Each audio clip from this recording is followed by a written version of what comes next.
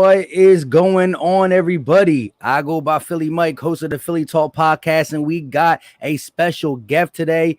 Cliff Notes from Six Pod, Apple Podcast, Spotify, all that good stuff. So definitely check him out. You see his Twitter right there at Yo Cliff. How you doing today, my guy?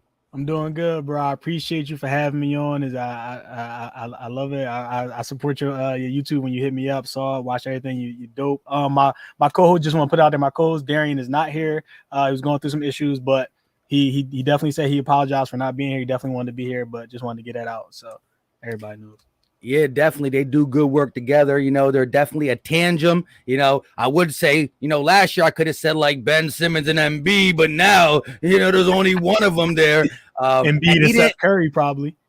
There you go. And the two-man game. Real quick, though, shout out to everybody in the chat and shout out to Miguel Gonzalez joining the membership. Welcome to PTP Nation, my guy. Greatly appreciated. And we're going to get right to it because a lot of people, because there's still some Ben Simmons stands out there. And when I get on the live stream and we start talking about Ben, they're like, are you really going to talk about Ben Simmons again? And I'm like, let me think. We just got eliminated out of the playoffs. It's the offseason. The draft's not here yet. Oh, what is the big storyline? Everybody and anybody who watches or even thinks about talking to Sixers are going to talk about Ben Simmons. You got reports coming left and right. Some just big cap. Not going to happen. But Ben Simmons is an issue that we have to face. We have to face this issue. And just starting off, what is your overall thoughts on the demise of Ben Simmons in this Atlanta Hawks series? Bro, it's so demoralizing like to watch because I was a huge Ben Simmons stan up until probably last year. Like you just start to see like him actually get exposed in second rounds and him not being able to shoot the basketball, him being basically not being able to be utilized in the half court. Like it just starts to come like when it gets down to, okay, we need to win playoff games because those first 2 years when we went against the Celtics and then we went against the Raptors, it's like we were playing with house money, right? So when you lose, you're not really looking at like you're looking at it like, okay, he could develop. But now it's like you have championship aspirations, and now it's like, okay, you still haven't developed in year 4 or 5. What's going on? We can't have this. And then it's like rudimentary things that he needs to develop, and it just got annoying. Yeah, I mean, like, have you ever went to a basketball court with a ball in your hand and said, "Today I'm gonna play for 2 hours. I might not decide to shoot." You know what I mean? Like, right. I understand that he's 6'10" and he's quick and he's strong and he could do what he needed to do, but at the end of the day, I mean, he even had a little baby hook he was starting to develop in the beginning of the season when he was trying to make an all-star, you know what I mean? 3-time all-star. But before we get into the topic, shout out to my guy, Robert Dredden with the $4.99 super chat. Appreciate you, my guy. What up, Philly Talk? Yo, Cliff. Question: how do you circumcise a Cowboy fan? Kick his sister in the jaw.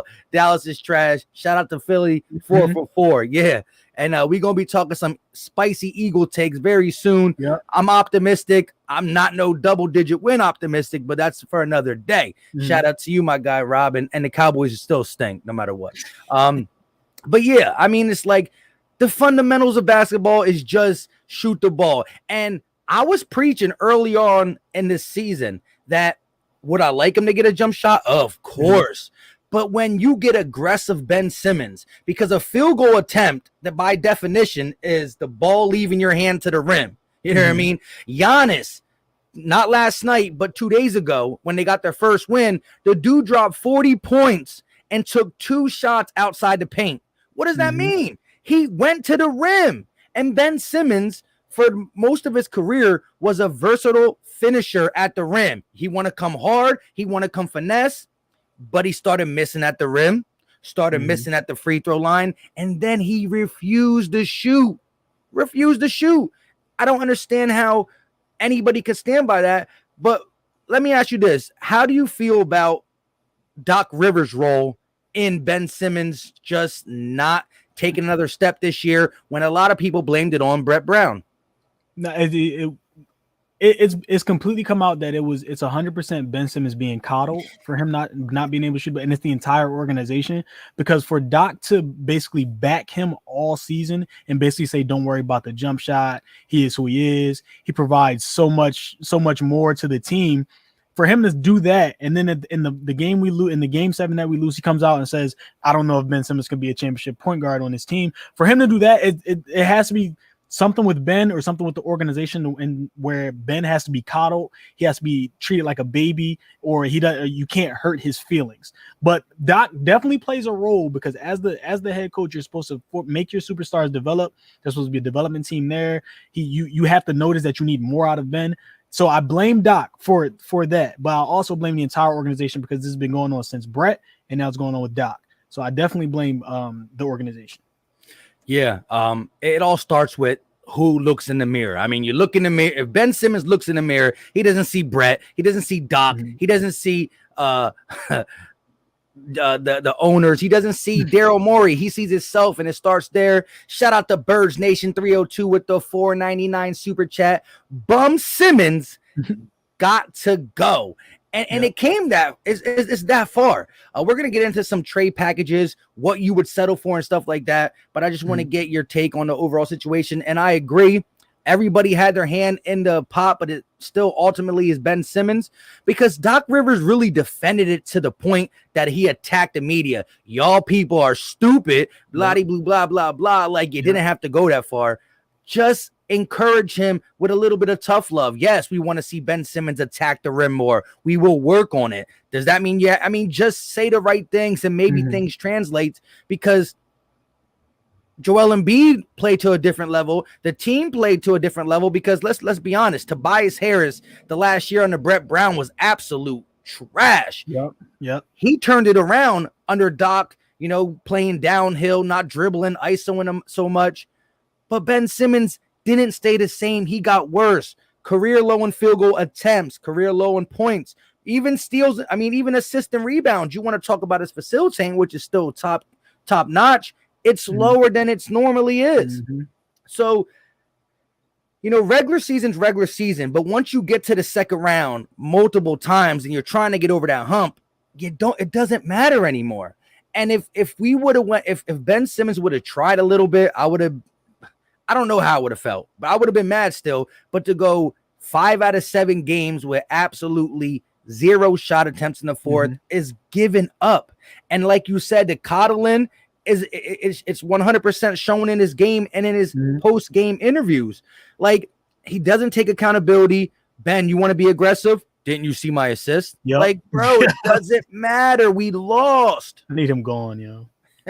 And it's sad though, because how happy were you when we got the first round pick and Ben Simmons went to the Philadelphia 76ers?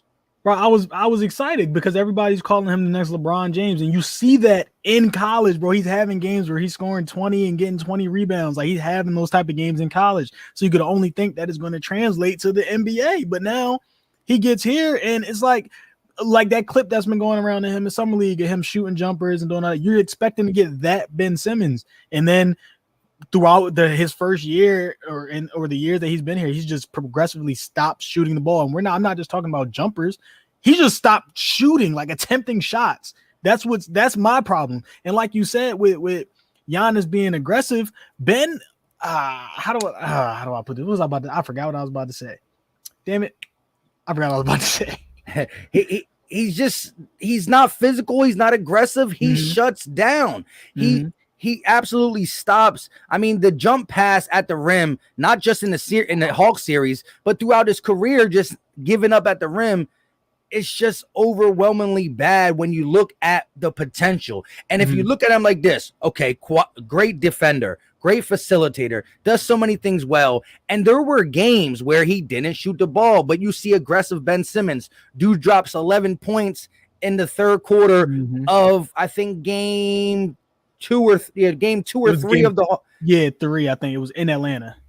And what do you do on the block? They were all layups at the rim, and the team is different because when you have to have a second defender crash the boards, that's where you get easier looks for Danny Green and Seth Curry and Furkan Korkmaz and the guys. he just absolutely didn't do it. And he thought he could just, he's just too content. Danny Green said it before. Danny Green talked about the Philly fans on his podcast. He came out and said that Ben Simmons wasn't the Ben Simmons we needed offensively, meaning he knows he can do more and he's too content. He doesn't want to get out of his little. Yep. He said if you don't tell him to do something, he just won't do it. So like if you have to tell him to get better, which is ridiculous, bro. That's so wild for me for a max star to have that type of label over here. And I remember what I was about to say. We probably would have gotten over it if these were elite defenses like Boston and Toronto from a couple years ago, but it's the Hawks. So like you can't go into a shell against the Hawks when we supposedly have the easiest road to the NBA Finals. So that's where people are pissed. That's why people are really mad. So it's like, I don't know. And because of that, I think a lot of outsiders and still people are saying you're making a decision off of emotions. Okay, you could say that a little bit, but it's not. It's the huge emotion of us being the number 1 seed and losing to the 5 seed, whether they had a little run going or not. It was the 1 versus the 5 seed. It was a huge choke. And there were things you can say transpire through Doc Rivers, Tobias being a little inefficient, but at least he tried. But Ben Simmons was the glaring problem.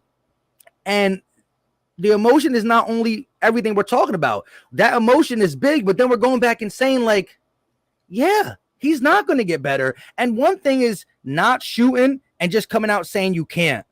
But to have these little videos in the offseason, to do the little things that get people riled up. It's like Ben Simmons. He comes out and says, do y'all want me to shoot? Yeah, we want you to shoot. All right, look at this. I'm shooting. Season starts. Y'all wanted me to shoot, right? Yeah, I changed my mind. So it's not the fact that he can't, or maybe the free throw line got to him. He's mentally weak in this.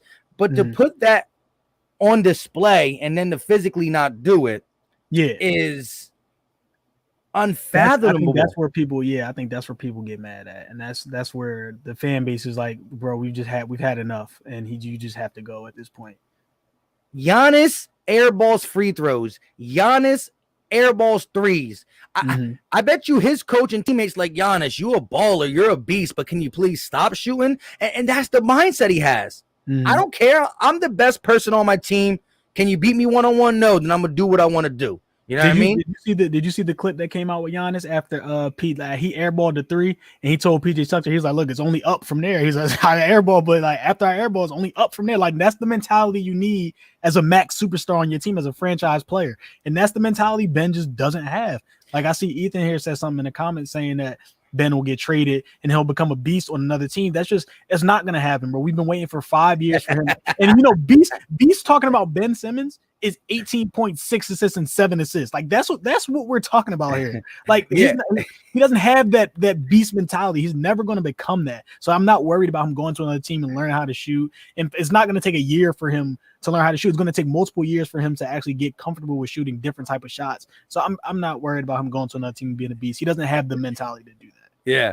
And there's other people who think that, again, the one thing is this. So if you look at him at the free throw line, he does have decently nice form. The form is there. It's not like Giannis's form and stuff like that. So, the sad part is he might have a somewhat decent jumper. He's just unwilling to shoot it. And that's the thing. It's not, I don't even know if he can or can't shoot. He might be able to. It's the unwillingness.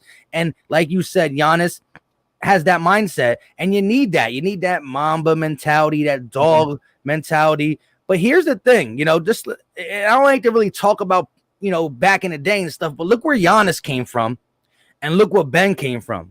Ben had everything at his fingertips the whole time. And he pretty much says, look, the way Ben Simmons' lifestyle is how his basketball is being treated, because he says, why are you worried about my points? Look what I did over here. Where Giannis is like, Giannis is just only going to try to be better. That's it. But shout out to Robert Drennan with the $4.99 super chat. He said, you never hear our color commentary say, well, Ben Simmons is shooting himself in the foot.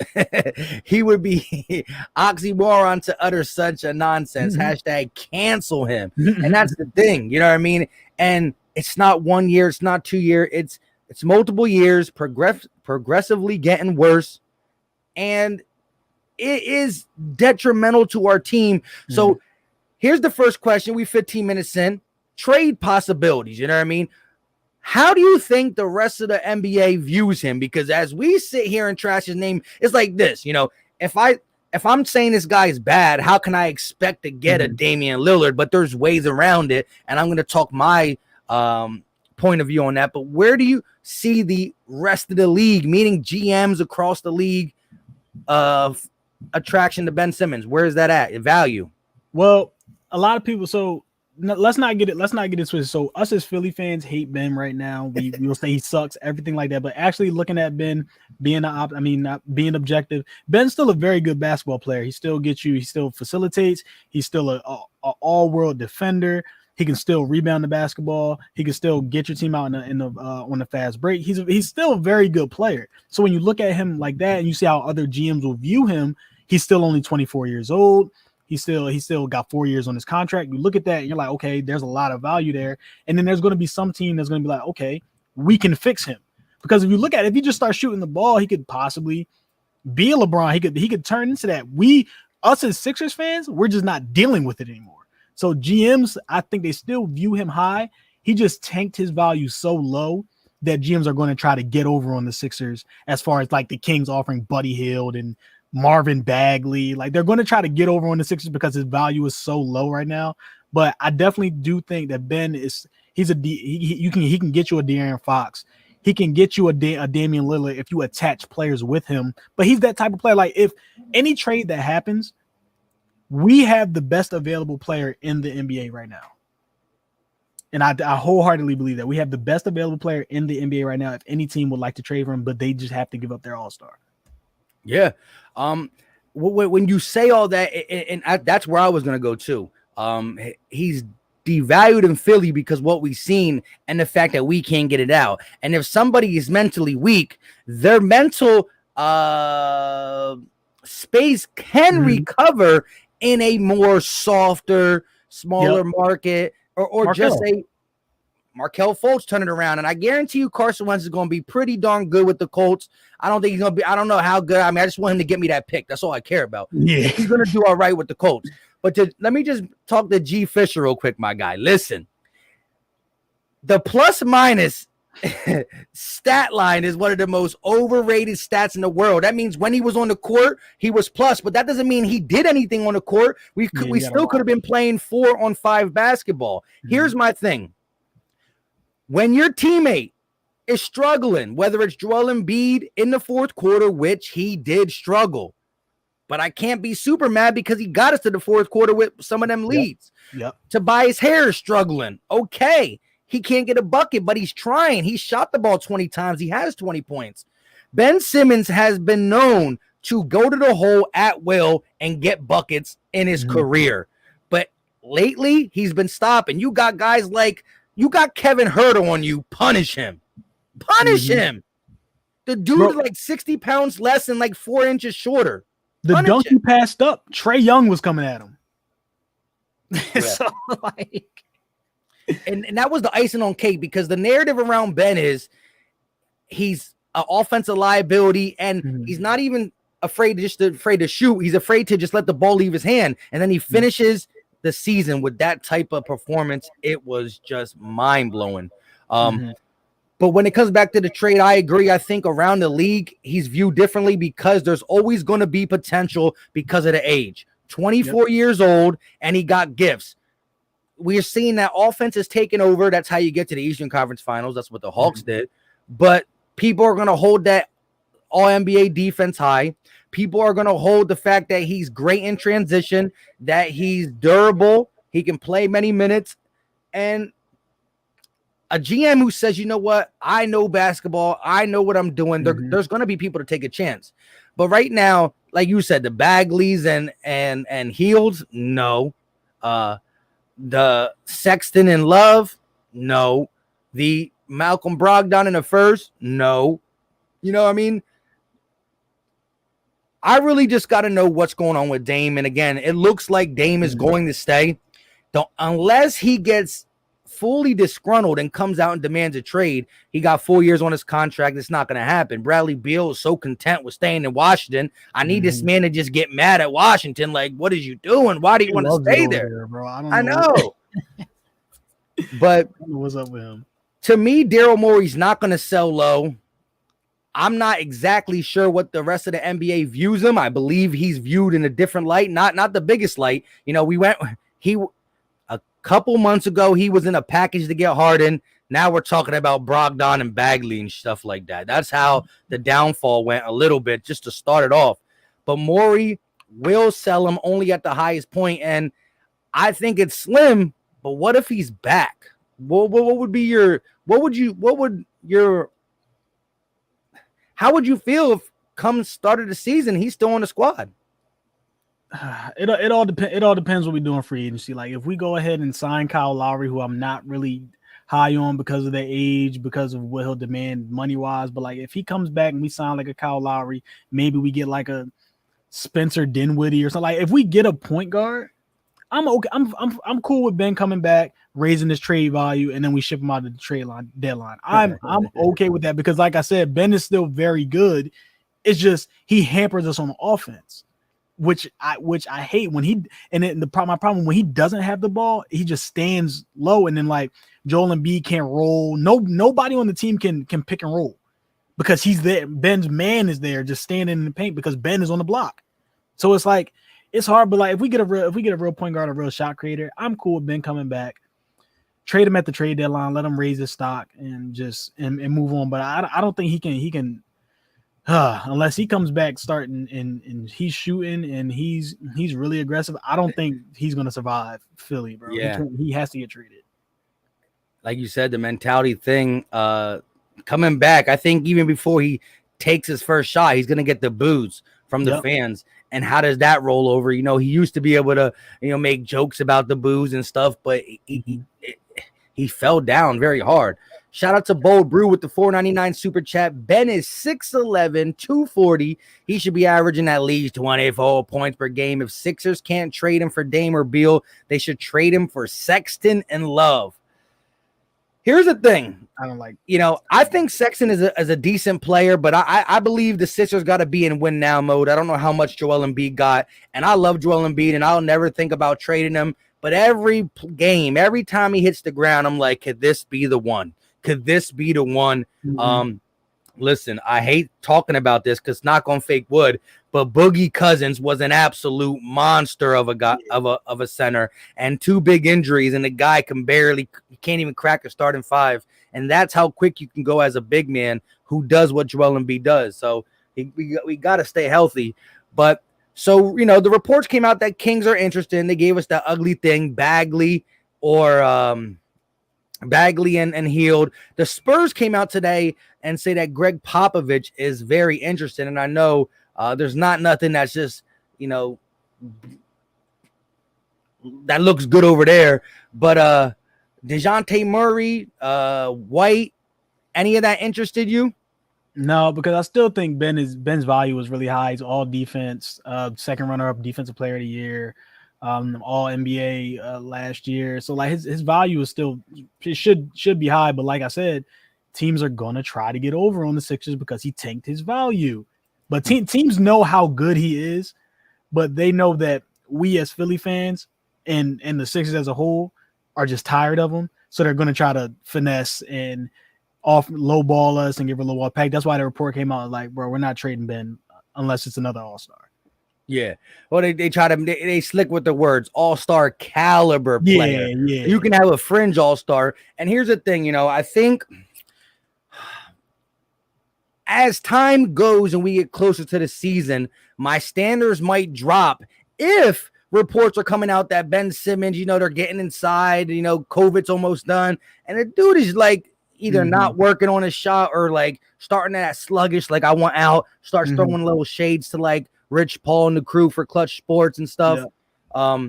Then it's different because listen, if we just had, and I love Ben's defense, don't get me wrong, but in that 26-point comeback, they scored 40 points in the fourth quarter. Ben was on the floor.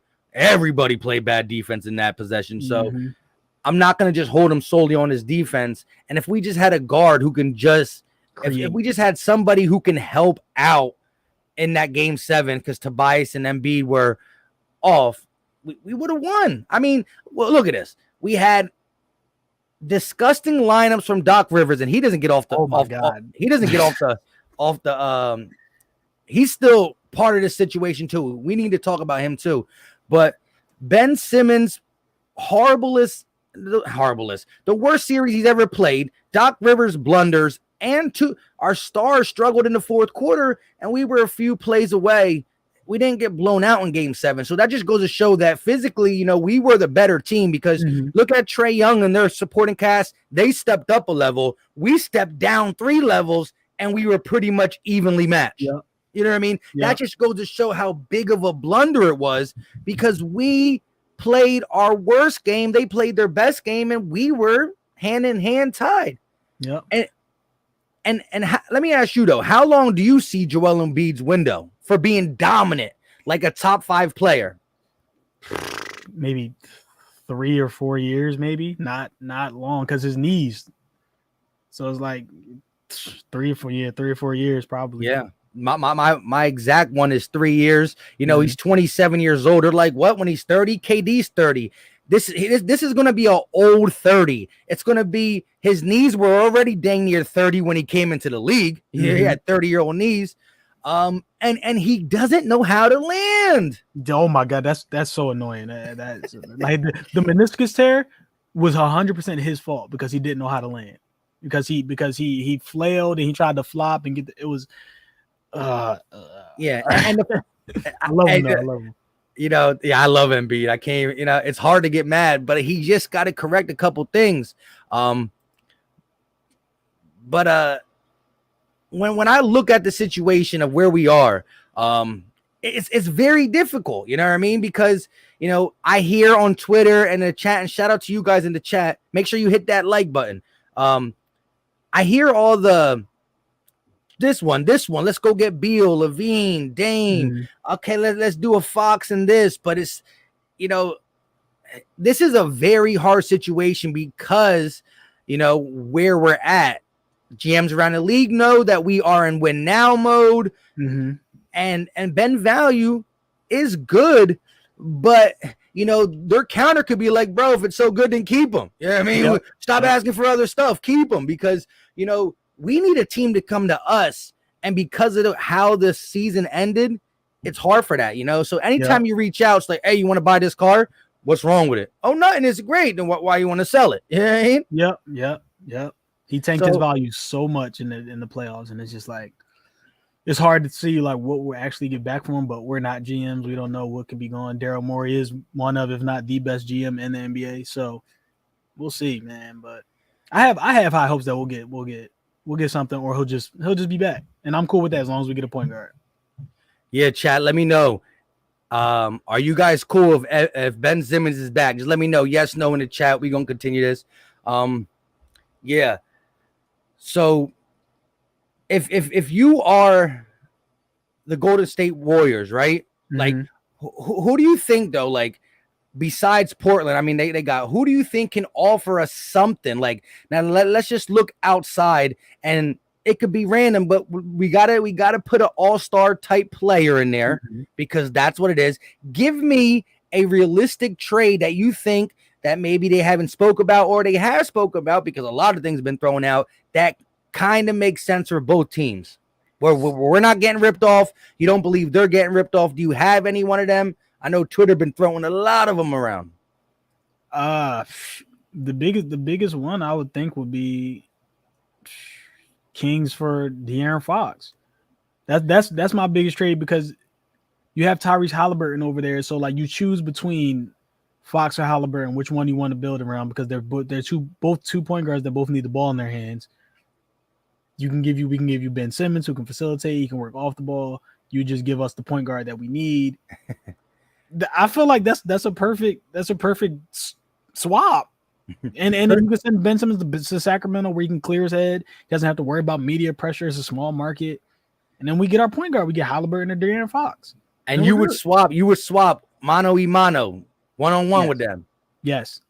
People don't understand how good De'Aaron Fox is. Oh yeah, De'Aaron that Fox first step is.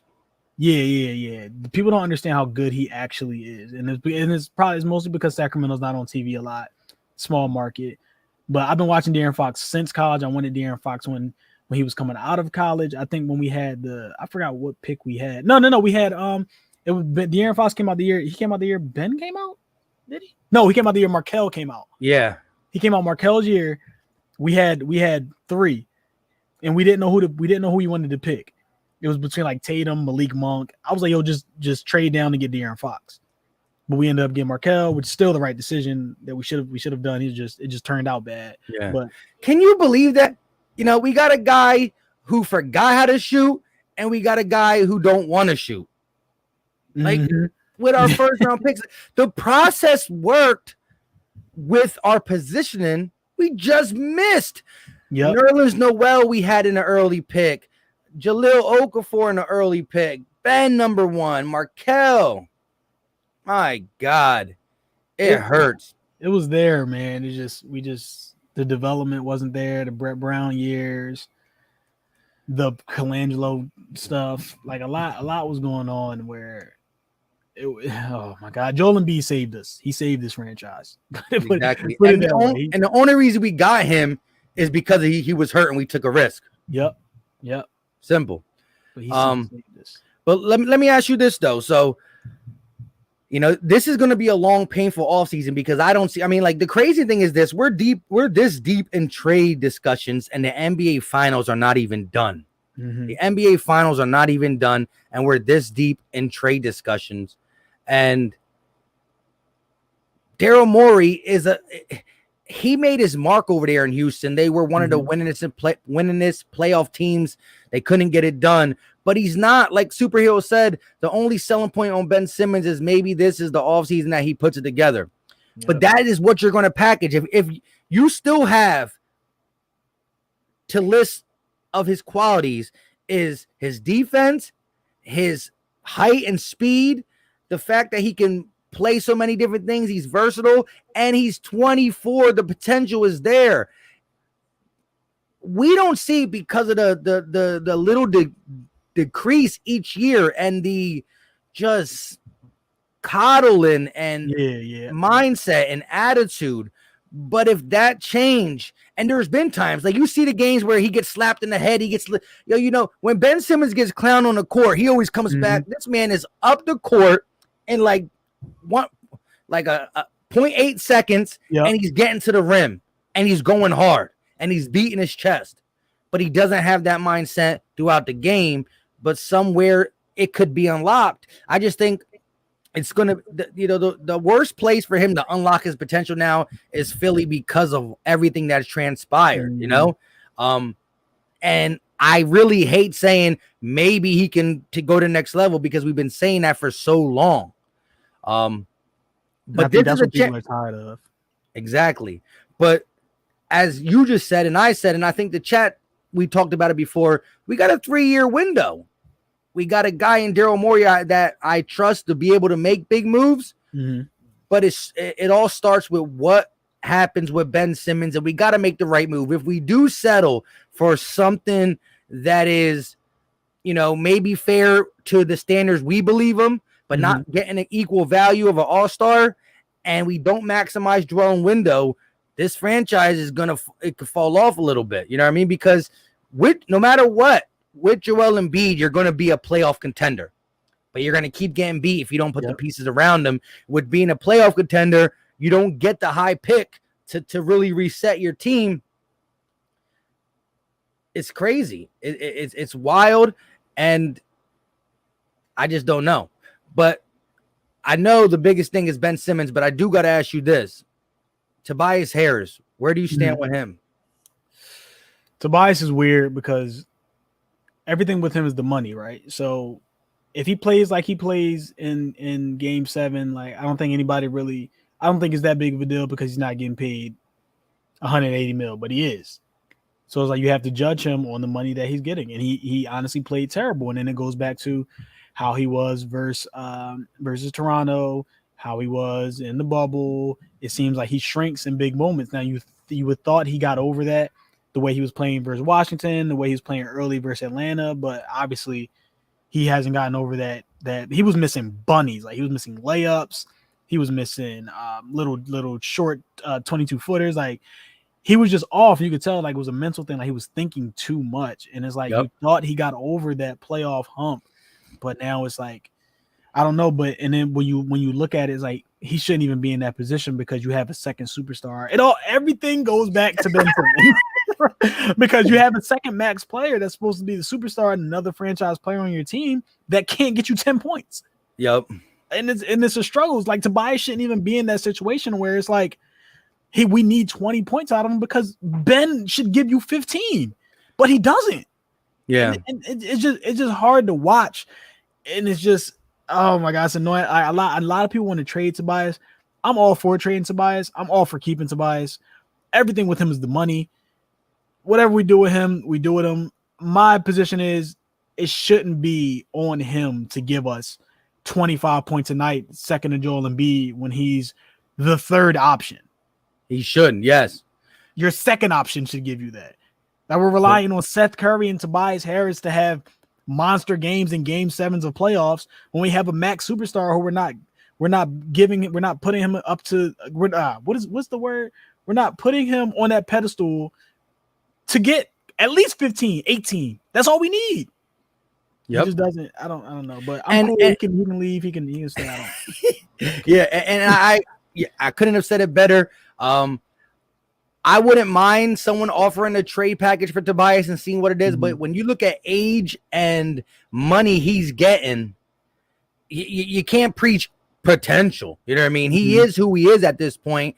He could work with certain things, but he utilizes the mid-range games. He can knock a three down every once in a while, but he wants to post up shoot the mid-range shot, elbow jumper, get to the rim, do all that stuff. But he fell off. Like you said, it was mental. He started thinking too much, started holding the ball too much. Doc Rivers kept preaching all season what we need to do with him, and the games that he thrives in is when he gets downhill and he, doesn't think before he acts. And you don't want him, you don't want him doing the ISO. You don't want him having the ball in his hand. You want him to get the ball, make a move, go up, because he gets the ball around the elbow, make a move, little jumper. That's what you need from him. And he wasn't getting it done. But as you said, it all stems back to Ben Simmons because Tobias Harris is and should be a third piece to a championship team. If you make him an actual third piece, then he's pretty decent. Look at everybody else's third piece. You know what I mean? Unless it's a huge big three. We're not talking about the big threes that were assembled, but like, who's the third best player on the Bucks? Drew Holiday. Yep. And he's up and down. Look at him in the thing. Who's the They're third still best? Winning games. Still winning games, because they're first and they're number 1 and 2 are getting it done. And Ben Simmons could have got it done other ways because, if you watch the games where Ben Simmons attacks the rim early, boom, he attacks it early. That corner three, no matter who's there, Furkan, Curry or Green wasn't there in this series, is way more open because Ben Simmons does draw the double team because of the versatility at the rim, but he doesn't even have to draw a double team when he's not doing it. And so it really stems back to him. But I do want to talk to you about this bench because early in the season, we all thought, I thought, we were deep. We got a bench. Shake Milton, not 6th man of the year quality, but like maybe he can fight for it. He's giving us stuff. How do you feel about this Sixers bench? I don't think the bench is as bad as people make it. My issue is you don't run them all together at the same time. Lineup. Like, of course they're going to get smoked by every other team in the NBA because every other team in the NBA is stacking their lineups like smart coaches and smart people. Like you don't run an all 5 bench lineup for 13 minutes of the game and expecting to hold a 10-point lead. That's not how to, especially when one of your key bench players is a rookie and Tyrese Maxey. Like, and then like, what are we actually doing? So I don't think the bench was a huge, the bench was a huge problem. I just don't think they're as bad as advertised because they shouldn't all be playing at the same time together.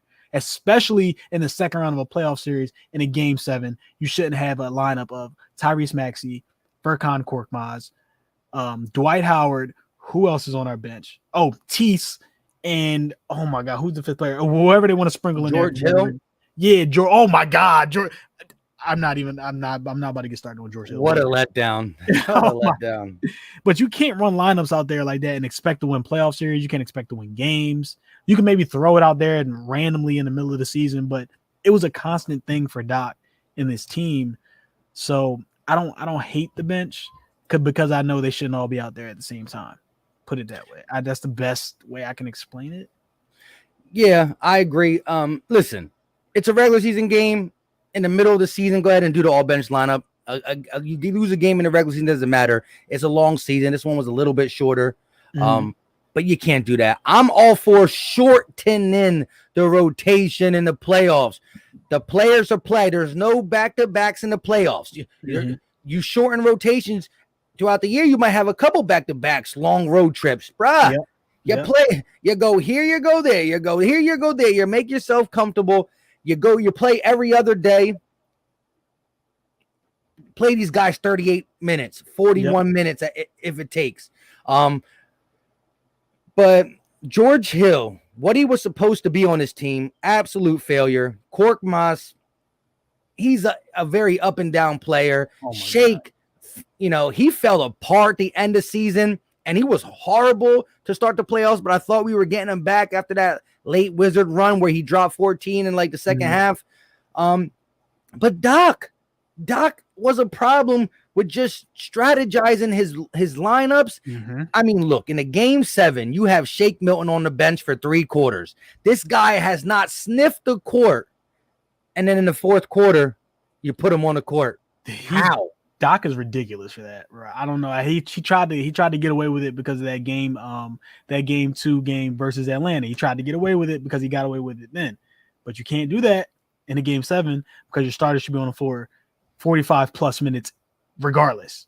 Because it's a game 7 second round. Plus you haven't advanced past the second round. And since this team has been started to go back to the playoffs after the process. So second round just haunts. It's just worse. It's so bad, and it's literally on the entire team, but it's mainly on Ben and it's mainly on Doc Rivers because Doc adjusts. He's not a good in-game adjusting coach. He's very stubborn. It's his way or no way. He'll just die with losing if he doesn't get if it's not his way. So it's just it's so annoying. But let me ask you this: when we hired Doc, what was your initial take? Oh, I never wanted Doc. I was all for because I was a fan of like my second favorite team was the Clippers because Chris Paul was my favorite player. So I watched those Clippers Blake teams heavily as when I was young. And then when they would collapse, it will be a collapse because of rotations and it'll be because of Doc. And I harped a lot on Doc being overrated because he has that one chip in Boston and everywhere else he has failed. So I thought he was very overrated. I didn't want him. I thought the hiring was entirely too quick. I wanted Ty Lue, and it just came to fruition. Like I hated it, and I still hate it now. I advocated for Ty Lue, but when I wasn't mad at Doc, and I really went back and looked at it, and I was trying to see because I saw the resume. You know what I mean? Orlando only coach with 3-1 blunders. I looked. I'm like, all right, bet. Orlando wasn't supposed to be up like that, and the shooting just tailed off. I looked at CP3, and, CP3 looked bad last night. You know what I mean? Only 8 points. But I seen his blunders a little bit, too. I'm like, you know what? And the Clippers, we had Paul George and Kawhi Leonard shoot all-time worst. So I was like, you know what? I understand his resume in the playoffs is bad, but I really looked back and saw it was, some players participating in these laws just as much or if not more than Doc. But to lose this way is just everything that I said, you know what, it won't happen over here. You know what I mean? And it did. The rotations were too long. That's what he did over there. And 2 games, 18 plus points. You can't make this up. He he is known for blowing leads. Like he's known for it, and that's what had me. That's why I didn't want him at first, and then like I'm at some point in playoffs, I'm like, all right, the talent that we have is just gonna overrule Doc, which that shouldn't be a thing. Like I shouldn't have to be relying on, okay, our talent will just get over whatever Doc tries to ruin us with. Like the talent will get over the all bench lineups. The talent will get over Ben being terrible. The lineup, the talent will get over these terrible rotations. Like that's what I thought was gonna happen. That's what I just geared myself towards that. But at the end of the day, Doc lost us that series versus Atlanta, and it was just, oh my god. Yeah, and it was bad. Let me ask you this though. So we have some glaring free agents. Mm-hmm. Dwight Howard, you want him back? I don't really. I would like. Would I even like it? I don't even know. I don't think I care. I think with Dwight is like if he goes, he goes. If he stays, he stays. I don't really care if Dwight goes anywhere or stays. Yeah, that's how Dwight is with me. So if Dwight wasn't there, what would you think the Sixers will look at when it comes to that big man to take some snaps to play when Embiid's getting a rest and stuff? I don't think people are gonna like it. Somebody that I advocated for even during the season was DeMarcus Cousins. He played really good backup minutes for the Clippers in their recent playoff run. I would definitely take a look at him. His injury histories will scare you, but I think you need to have three backup centers not three backup, but two backup centers on the roster anyway. So I would definitely take a look at DeMarcus Cousins. He's often he can stretch the floor. He's good on offense. He's not terrible on defense. The injury histories will scare you, but that's why you'll have pick and roll too. He's a little slow. Yep. And he's on offense. He's somebody that you have to guard. You can't just be like, okay, well, Dwight's over there, I'll just leave him over there. You have to actually guard DeMarcus, and that'll open up the offense a lot more.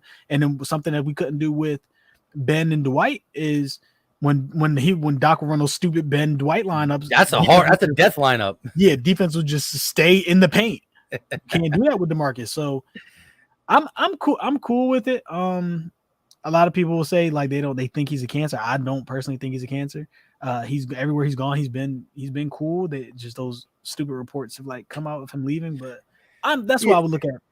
Yeah, and I think when he was a superstar, he was a little bit hard-headed, a little bit more willing to get a technical because he used to get a lot of technicals. Yep. But I think he kind of humbled up just because of where he's at in his career. He's still versatile. I don't know if he can play back, multiple nights at that 18-minute, 15-minute mark. Mm-hmm. Well, we could see, he needs to get a chance. I think, from a superstar caliber player playing 30-plus minutes, why not play 15, 18, see how the legs are holding up.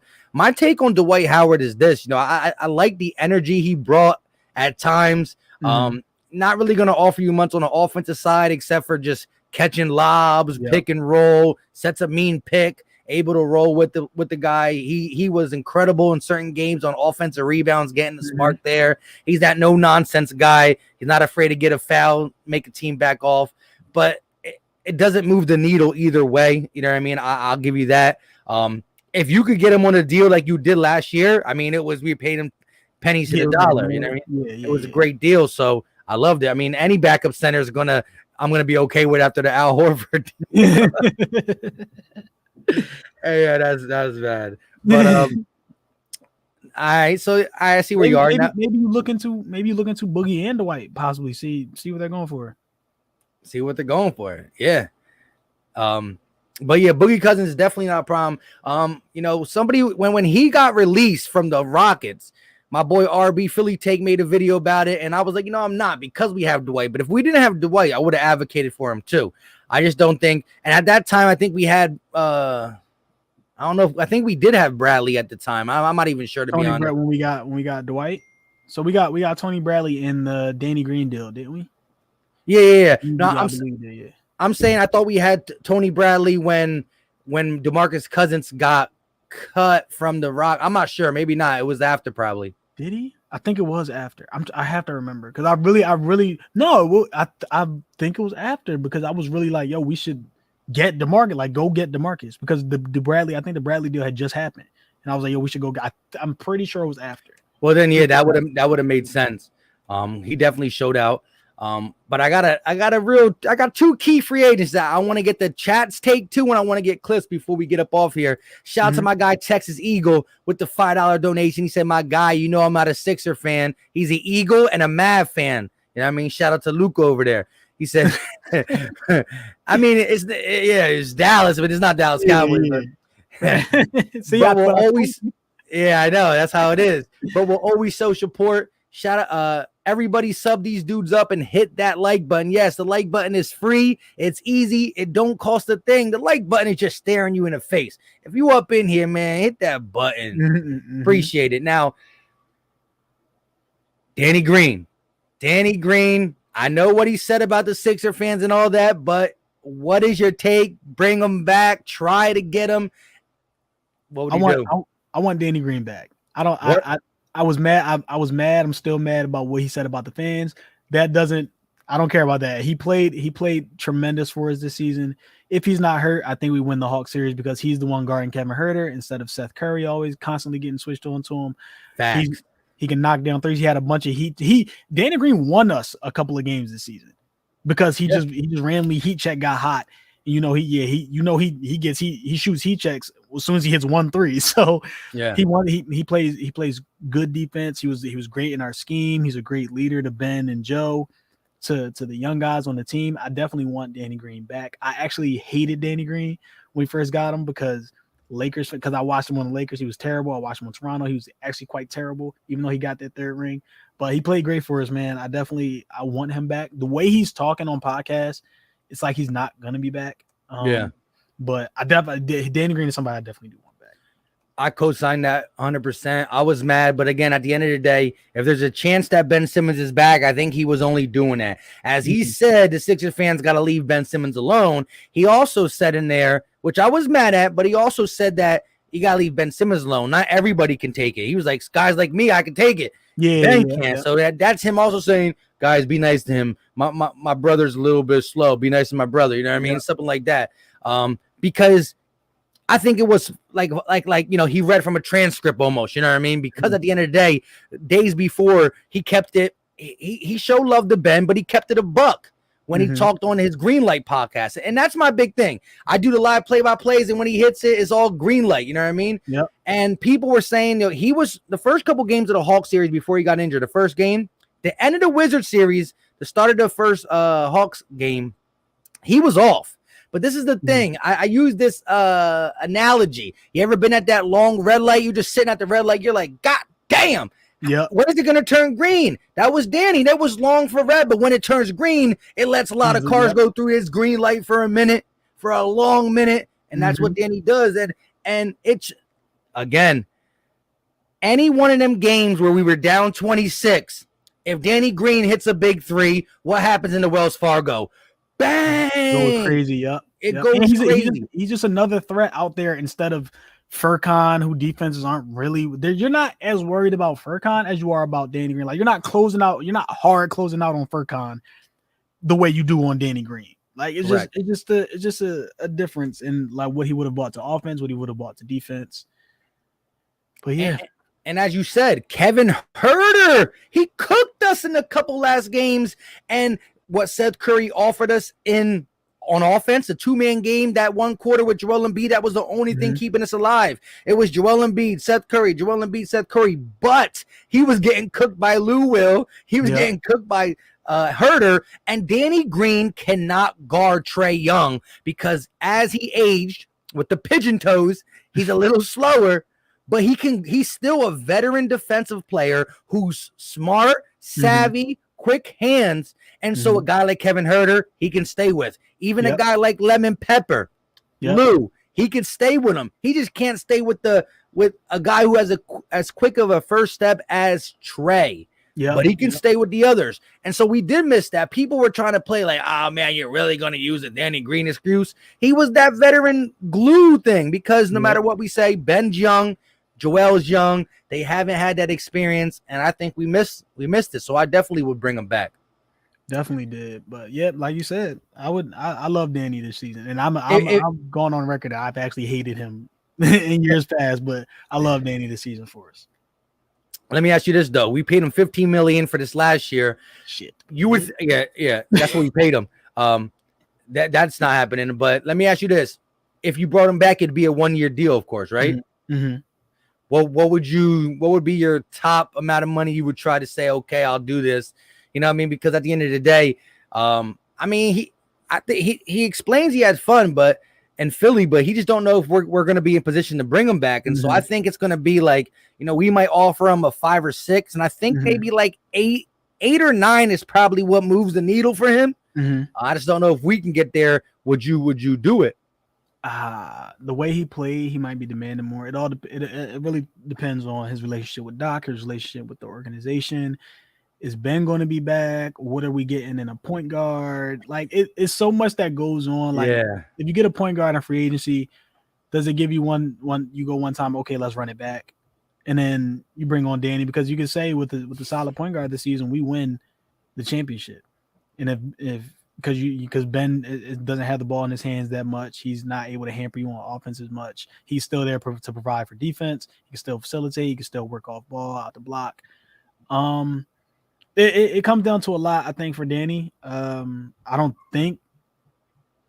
can't tell. With rich people, it's hard because, like, what do you need? Do you really need the extra? You need that, man. Do you really need it? But like, players really were like, okay, I want the most money I can get. Oh, well, instead of winning, so it's like it really depends. Well, some people settle for that. I mean, everybody who was signing to Golden State was okay with and that's another thing. Will Danny look at, like, that's what I'm saying. Like, it all depends on free agency, the Ben trade. You might look at it as, okay, cool, I can go here and get a ring, and you come here for cheap. Like it really all depends. I agree. I would, like you said, I would love to have him back, maybe for that 5, 6.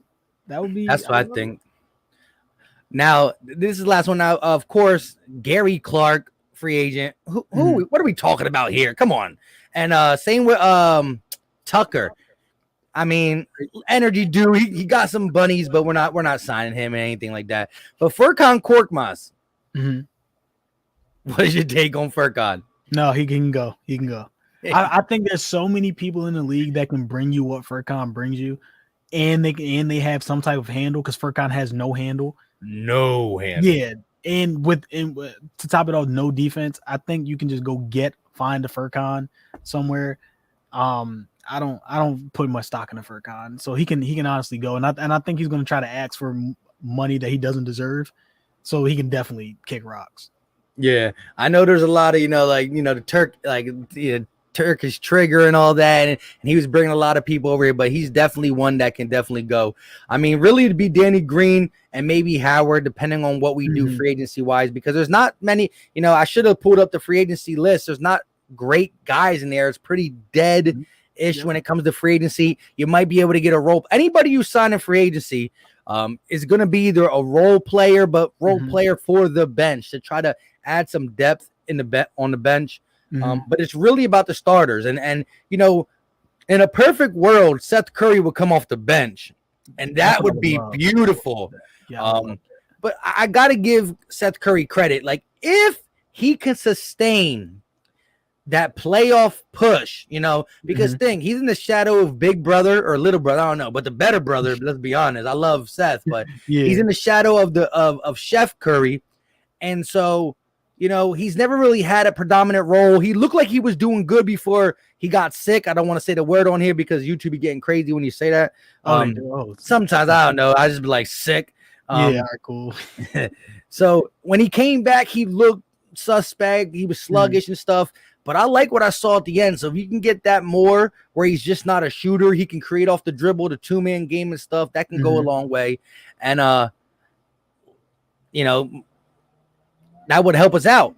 But these are two. I want to talk to you about two players. This is the longest I think I went without talking about Ben Simmons for a while too. So I just got to say Ben Simmons stinks real quick. I don't say that. People think, what, y'all like Ben Simmons? No, just kidding. There it is. That's what my guy Eric R used to say. A whole season of Isaiah Joe will make you forget about the Turkish Tatum. That's what I forgot about Isaiah Joe. Yep. Yeah. Throw him into the lineup. Yo, Joe. But here's two players I really want to talk about. Tyrese Maxey and Matisse Thybulle. Now, Tyrese Maxey, you saw him in crucial moments in the playoffs step up big. He had some big games throughout the season. And he also had some times where we started giving him more run and he looked a little bit like a rookie. Mm-hmm. Do you think he can make an impact next season, being a key contributor off the bench, not a guy who cracks the rotation once in a while, but be that 6th or 7th man? Shake Milton is still on the squad. That's why we didn't talk about him in free agency. We'll talk about him. But he's under contract. They're not just going to get rid of but move him down the bench. Can Maxey pass Shake Milton and be that 6th or 7th guy, whether we're going to say Maxey and Thybulle or Thybulle and Maxey? What's your take on Maxey? Maxey should absolutely be your first or second player off the bench. It should be him and Matisse. Those would be your 2 first players off the bench, regardless of what happens. I don't think Maxey is ready for the starting role yet, especially what we're going to do in free agency or what we're going to do with the Ben trade. But no matter what happens, Maxey, Matisse should be your first 2 players off the bench. You figure it out after that, because they're good enough to where they could both be starters on, say, like a rebuilding team or something like that. But it happens that they're on championship caliber teams and playoff teams. You can even make an argument that Matisse could be a starter on a playoff team. So now that you have that luxury of him coming off the bench, a lot of people are comparing Tyrese Maxey to possibly being the future All-Star. You have those 2 luxuries and those 2 talents coming off your bench. So I think they should be the first 2 off the bench. Yeah, definitely co-sign that. Maxey has that rare skill set that he could really turn it all on in year 2. For the simple fact, you saw that elbow jumper form. You saw him start to make threes in big moments. The dude just attacks. The floater's sick. But I just like his willingness to go to the rim, contort his body. He was going right at Robin Lopez. Lopez had like 3 possessions where he was just swatting Tobias' shot. Yep. And Maxey was just taking him to the rim like, you're too little, my guy. And I loved it. I want him to be able to get a little bit more range, but that's something he can work on.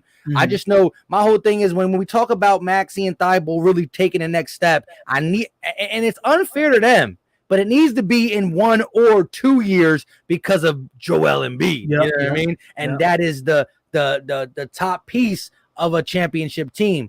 But I like what I see from Matisse in Australia. I really do. The defense he's playing is just like he's been. But I see him, and you know what? Twitter's wild. But we might have to bring that Australian coach. We might have to take him and make him the Sixers coach, because he got Matisse picking and rolling, going to the rim. Matisse looks like he's handling the ball a little bit more. Shout out to my guy, DJ Eastwood. And he spoke about it. The elbow looks a little bit in. It's early, but he's 5 of 6 from the 3-point line. There's a lot of things I like about Matisse's game 2 weeks after. You know what I mean? So, again, we want to talk about Ben Simmons, 24-year-old potential. How old is Matisse? 24. So, I don't want to compare him to Kawhi Leonard, but when Kawhi Leonard got into the league, he was a defensive guru with a small offensive game. Now, let me be honest. Kawhi's offensive game was better than Matisse's offensive game. But, a couple fine tunes on defense, he could be a quality starter or super quality bench player on that 3-and-D status. Matisse and Maxey are diamonds, great picks. Matisse, a second round, right? Yeah, Matisse was a second round. No, Matisse was first round. He was late first round. Yeah, I was going to say. And same with Maxey. He was 21st? 21. If they had a tournament, he would have went top 10. So I'm so happy that. Yeah. Kentucky guards normally go. And one thing you don't have to worry about with Tease and Maxey is they'll always be in the gym. They're always working on their game. You see Maxey's already back in the gym. Tease is over there in Australia. What's the other Australian doing? He's buying houses. He's driving cars. Going to Wimbledon. He don't no shame. He's going out to the club. Like I got a friend who just said they saw him at the club. like bro, I don't even care anymore. It's wild. I just can't. I don't understand just the fact that at the end of the day, if I'm doing something, whether it's I got all the money in the world or not, if I'm getting clowned for it, I'm gonna listen. If I started coming on YouTube and everybody's watching my show saying you suck, I'm either gonna quit YouTube or I'm gonna practice. Yep. I'm gonna get better. So when I go live, you know what I mean. But just whatever you're doing, it's just like as a competitor, because whether you're a male or female, you have whatever you're doing, you got the competitive juices. You know what I mean? Like for yourself, you don't want to be better. He has $170 million. He doesn't care. He's like, I got 170 million reasons why I don't gotta be better. I don't care. And he's like, some team is gonna say, no matter what, if I get off the Sixers, some team is gonna take me and give me more money. So he'll never get it. Listen, if he doesn't do that, you think he'll get a max contract again? No, he won't get a max, but some team will, like, because he's so young, some team is going to take a flyer on him every year up until he's like 29. So he I think he knows that, like, he's not going to be out of the league anytime soon. Like, some teams are going to be like, I can fix him. So he knows he'll continue to get some type of contract, some type of money. He doesn't care. Yeah, and look, like, what did Burton's get? Bertans get from the Wizards? He got like what? It's like, 80 mil or 90 mil, something crazy like that, bro. Like, NBA contracts. You don't even need a max contract. All the contracts are huge. Yeah, he don't do nothing but shoot. Like, and he sucks now. So I don't. Ben will continue to get money. He doesn't care. You see, he didn't play for Australia. He doesn't want to be on that stage to where people want to dissect him, and I don't know. Bro. Yeah, when the reports came out that he wasn't going to play in the Olympics for Australia, I thought about it for a second. I'm like, all right, is he really gonna work? I doubt it. But then do you know how much experience? First of all, Ben Simmons, when the Olympics played last time, he couldn't play. You know what I mean? Mm-hmm. He had a chance to play for his home country, right? Mm-hmm. Listen, you're playing with grinders. Matthew Dellavedova and all them, they're not physically gifted, but they grind. Yep. They're going to push you. You know what I mean? They're going to do that stuff. That coach is hard. They got heart. He could have came back with so much experience. He might have loved the game differently, and just so many good things could have transpired. I don't know why. Like, I don't know what the role was of Doc and Daryl and Clutch saying maybe you shouldn't play, you should play. But to me, I don't care how many threes he makes in the gym. You got to do it in game. Yep. And talking about just being with a gritty team coaching style and brotherhood can make him look at it differently. But you know what the biggest thing is? Because he had such a blunder, he's thinking, how embarrassed if he's playing Nigeria and they're fouling him. Hackabed. Yep. You know what I mean? Now you're on a worldwide stage. Oh my God. He would lose his mind. He'd probably pass out. And so he wouldn't know how to do it. Yeah, but I mean, I think if he played for Australia, it would have either finished him or made him. That would have been the thing that make him stronger. I don't think nobody can tell Ben nothing. Mm-hmm. And the only thing I think that would have made or broke him, and I would have liked to see it, because he could have either silenced Americans and the world, or he could have just fell flat. But he would have had it. It would have been a very good experience for him to play. Yep. And I don't know. Like I said, he doesn't care. But here we go. Well, shout out to my guy Will F with the $5 super chat. He said, Philly Mike and Cliff Notes, you guys are speaking the truth. Also, what are your thoughts on Beal missing the Olympics? Go ahead, Cliff. The Olympics are that. First of all, that USA team is not winning a gold. They have just a bunch of people. They decided to completely make the roster opposite of what they've been doing for the past couple of years with USA. They got no big men. What we're gonna do is we're just gonna get a bunch of scores, a bunch of people who can give bucket. We're not gonna care about defense. We're not gonna care about big men. We're just gonna run Draymond Green out there at our 5 and expect to beat fucking Australia, who has 2 7-footers, and think that's no. So that team's not winning. So him missing the Olympics, cool. Maybe he goes back to Washington, decides he hates Washington, and ask out. You never know. So yeah, hopefully the longer he stays. Yeah, I need Beal to get upset, because in the NBA you see Harden get herself out of there. AD, if an NBA superstar is disgruntled, we could get it. But yeah, I mean, at the end of the day, I would like to see Beal in there, because I have a root and interest for Australia, just because it'd be funny that Ben didn't play and they won, and shout out to Matisse. But of course, I'm always homegrown USA. I don't want to, I wanted the NBA is here for a reason. We have the best basketball players, even though shout out to everybody. Look, basketball is catching up around the world. Look at this. Giannis from Greece, Jokic, not from America, Embiid, not from America, Luka Doncic. A lot of players. See, before it used to be like the Manu Ginobilis, the Tony Parkers. These are good players, but they're not top. We got top 10 players: Giannis, Jokic, Luka, Embiid. Like, we got top 10 players in the NBA who are not from America.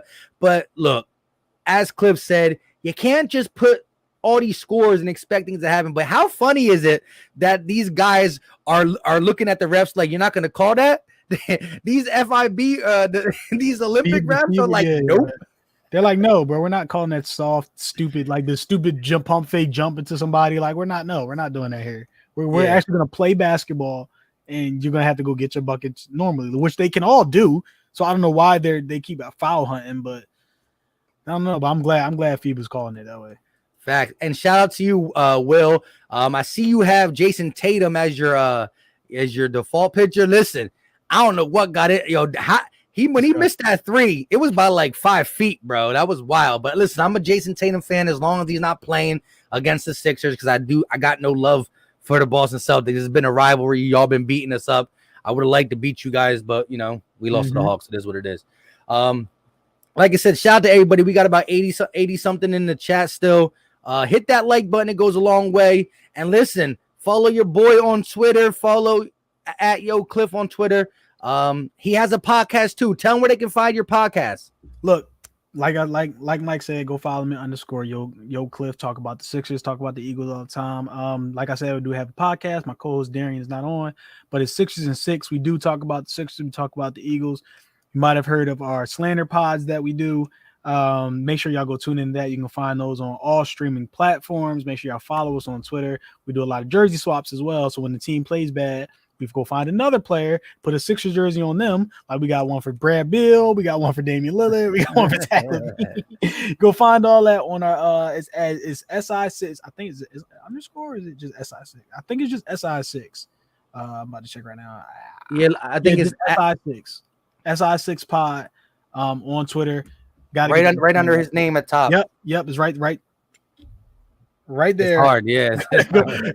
It's right there, and then go follow me on Twitter. Also follow DMay706 on Twitter. Is that still Darian's Twitter name or his @ name? I don't know, man. Wait, hold on.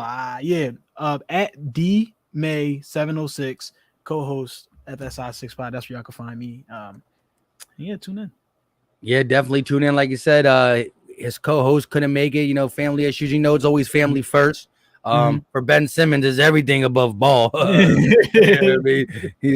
But shout out to everybody in the chat. Y'all the real to the real. Like I said, hit that like button. It goes a long way. It's free, it's easy. Don't cause a dang. You got anything else you want to close out with? Anything you want to talk about that I didn't bring up or you got on your mind? Nah, man, just appreciate you for having me on here. Appreciate everybody for tuning in. Appreciate for everybody that said something in the chat, even if we didn't get to y'all. Just definitely appreciate you, bro. And especially appreciate you for reaching out. Facts. Once again, definitely follow us up. And, hopefully next time I got Cliff on here, we talking about something good. Maybe we bring him on again and his co-host for some Eagle stuff. Yep. And we flip the script and we're talking about, look at this trade we got. The Sixers are now favored for the NBA Finals. That's what I want to hear. But until next time, y'all know what time it is. We out. Peace.